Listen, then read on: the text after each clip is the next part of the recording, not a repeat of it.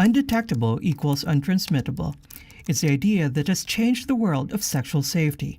We now have tons of evidence to show that people who take antiretroviral medications can reduce the amount of HIV in their blood to the point that they can't transmit the virus.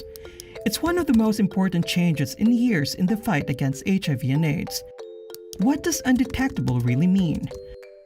The number of copies of HIV in a milliliter of blood is what's called a viral load. When taken properly, antiretroviral meds reduce that viral load. A low enough number means you can't transmit HIV to anyone else. How do we know that? Researchers in Europe followed almost 1,000 zero-discordant couples. That means one of the partners was HIV positive and the other negative.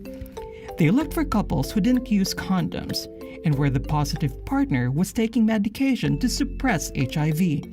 The results were clear. Not one person contracted HIV from their positive partner over the 4-year study.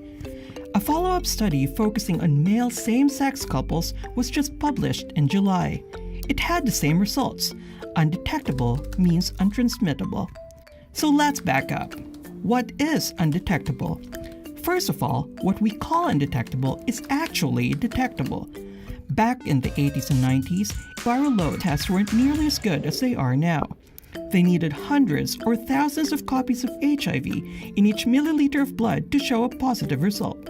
New HIV tests can show a positive results with as few as 20 copies per milliliter. So back then, undetectable meant something totally different than what it does now.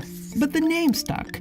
After 6 months on antiretrovirals, most people will have a viral load of less than 50. For the sake of clarity, most scientists now describe that level as undetectable, even though it's actually detectable. So, is taking antiretrovirals the same as being undetectable? Usually, but not always. Modern antiretrovirals are very effective, but they don't work for everyone. That could be because they're dealing with other health complications, they experience serious side effects, or they can't access healthcare regularly. Many people also deal with social barriers. There's some troubling research that shows less viral suppression among Indigenous people in Canada compared to other people taking antiretrovirals.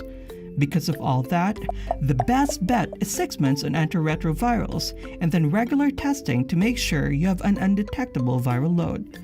So, is undetectable really equal to untransmittable? The short answer is yes. But what's most important is that everyone has access to regular testing and medical care.